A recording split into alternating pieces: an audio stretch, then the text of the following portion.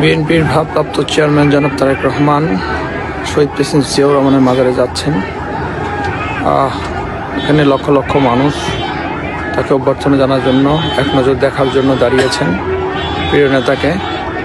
আর প্রিয় নেতাও তাদের হাত নেড়ে তাদের জবাব দিচ্ছেন। আর এখান থেকে শহীদ প্রেসিডেন্ট জিয়াউর রহমানের মাজার জিয়ারত শেষে উনি এখান থেকে যাবেন আপনার